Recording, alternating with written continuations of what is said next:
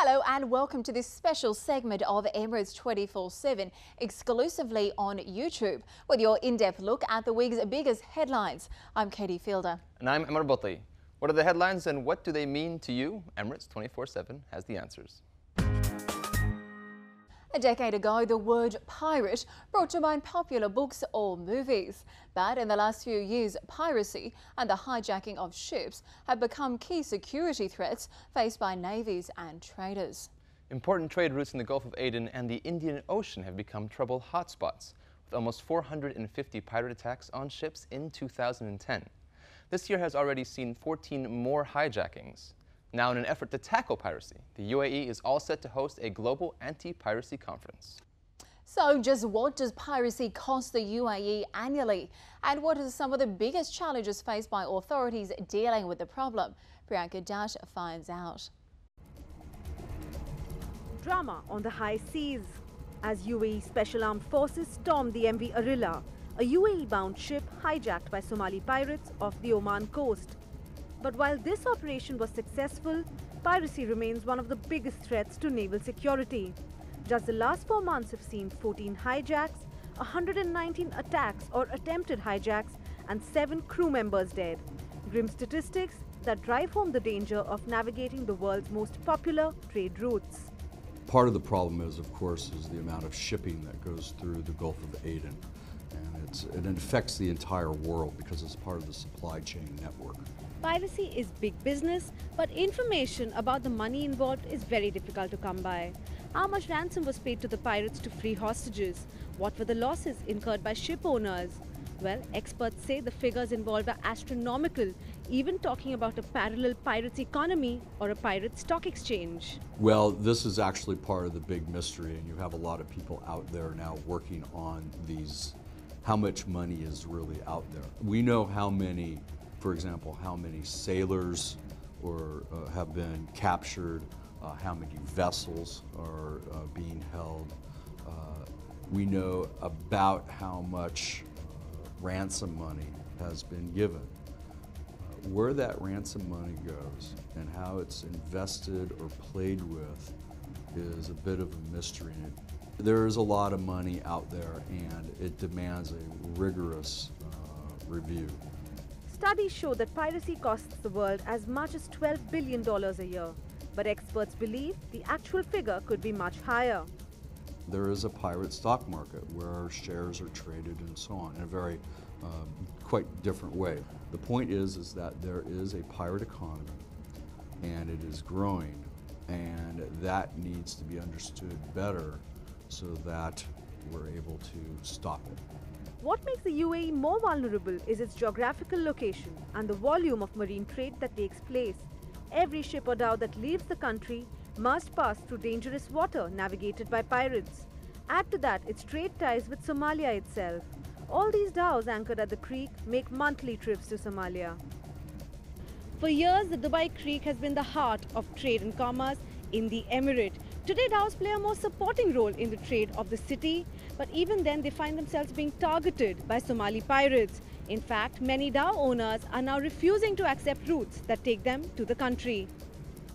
But while security is tightened and trade routes possibly altered, the biggest problem in tackling piracy is the lack of stringent laws. Most hijackings take place in international waters, and with the lack of a uniform set of rules to try pirates, many just get away. Unfortunately, many of the navies that are involved have different rules and regulations governing their ability to capture pirates. And also the legal regimes in the home countries are also different as well. So what one set of rules are in Germany may be different than in Holland, or than in the US, or in Kenya, or something like this. So that's complicated matters. Not surprisingly, the UAE has even submitted a proposal to the United Nations about the prosecution of captured pirates and hopes to raise these issues at the Counter-Piracy Conference to be held next week. Priyanka Datt, Emirates 24/7. Well, the issues we've just seen will be on the agenda at the upcoming International Maritime Counter-Piracy Conference in Dubai next week. Now, to understand more about this conference and the urgent need to formulate international guidelines to tackle piracy, we're joined by Taufiq Rahim, a political analyst at the Dubai School of Government and the content advisor for the International Maritime Counter-Piracy Conference, as well as Alex St. Matthew Daniel, the practice leader of Embedded Security Management for Control Risks. Gentlemen, welcome to the show this evening. Good evening. Welcome. Now, 2010, we saw a record number of pirate attacks. Now, in 2011, we've already seen 119 and 14 hijackings. These are some scary figures. The Gulf of Aden and Indian Ocean seem to be the hotspots, which is critical for the UAE because they're important trade routes for us. So what is due to this sudden boom in piracy and what's being done to try and combat it? I'll answer that, Katie. Certainly the increase in piracy is of a great concern. It's a global threat, and certainly within the UAE, looking out towards the Arabian Sea, it's a significant threat to trade and commerce. So where did all this start? Certainly the epicenter of this issue, piracy, is Somalia. 2006, with the invasion of Ethiopia into Somalia, ushered in a new period of instability. Also, another key facet to this was the movement of a notorious gang into Puntland, and I suppose the settling of old rivalries between gangs, which gave them more stability to push out. We've also seen an evolution and adaptation in their strategy and tactics, and a lot of people are talking about motherships. These were essentially ships that have been hijacked and then turned into, I suppose, long-distance transports for the hijackers, giving them unlimited endurance at sea.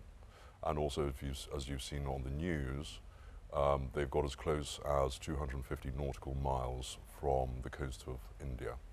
That is considerable, and now extends the war risk zone to an area twice the size of Europe.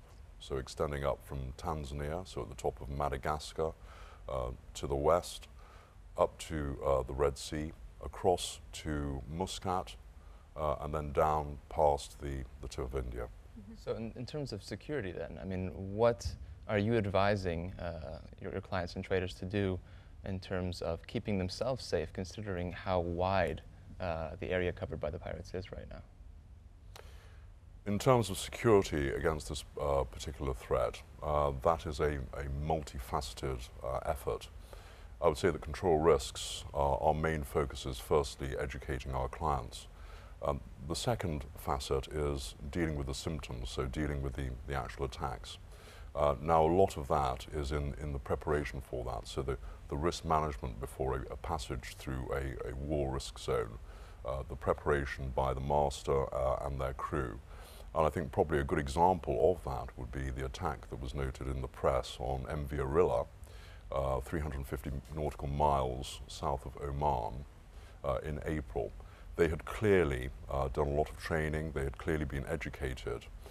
They had adopted the Citadel concept, which is a sealed, safe room, but maintaining control of the ship and also maintaining communications, which enabled them to withstand the attack of the pirates, which went on for a duration of some 30 hours before the UAE Special Forces, a special group training over the last year, were able to coordinate their efforts with the US Fifth Fleet and release them and capture the pirates. Success story. Just going on from obviously the UAE Special Forces here, do you think this will act as a deterrent for other pirates, you know, maybe looking to target the UAE ships in the future? For sure, I think a more robust regional response from within the GCC and the UAE specifically is something that is welcome, I think, by industry because it shows that there is deterrence capacity that is local. I think the UAE has been looking at the issue of counter-piracy systematically over the last couple of years, and I think from a security perspective it culminated, at least in an initial sense, with the rescue of the MV Arilla. I think also, though, that the UAE is looking at the issue more from a general perspective on some of the root causes and what are some of the sustainable solutions. And I think that's why you see the conference that you mentioned being organized next week with DP World and the Ministry of Foreign Affairs and hosted here. And it's to build common agenda globally that can respond to some of the drivers of piracy, in addition to the immediate response to it. So what's some of the problems with these root causes? Obviously, we're discussing a bit the fact that 90% of pirates around the world are from Somalia.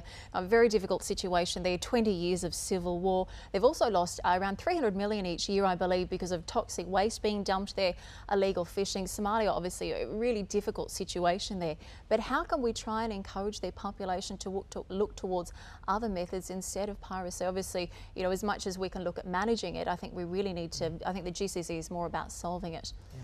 Well, I mean, I think you have to bring together an integrated response between the international community, national actors, and in fact local communities within Somalia, as well as bringing on board governments, militaries, and local NGOs. And that's kind of the idea behind, if you look at the panel's structure in the conference, of having this type of comprehensive discussion. In addition to the panels that are going to be taking place, there's also going to be a meeting of the contact group of the UN Trust to combat piracy.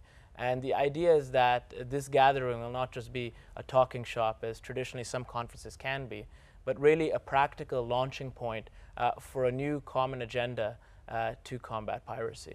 Definitely no easy answers there. Well, thank you so much for joining us. We appreciate your time, and of course, we'll continue to follow this topic. Thank you. Pleasure, gentlemen. Thank you. Thanks, guys. Well, that's all we have time for on this special segment of Emirates 24/7, exclusively on YouTube. Please do let us know what you thought about the week's topics and what you'd like to see in the future. You can drop us a line on Emirates 24/7 at dmi.ae, or you can message us on Facebook. Just search for Emirates 24/7 on Dubai One. And if you're on BBM, make sure you add us to your contact list. Our pin is on your screen now. All of our shows are posted on our website, which is dmi.ae/Dubai1. So log on there to catch up. And they're also, of course, right here on YouTube. The address for that is youtube.com/Dubai1. We'll see you again next week, bringing you the biggest headlines from across the nation. We've got a huge show, an extra special episode, as we'll be coming to you direct from the Dubai Global Energy Forum. We'll be talking to the biggest names and faces from across the global energy solutions circuit and finding out just how we'll be powering our world in the future. But for now, from the entire team here at Emirates 24/7, it's goodbye.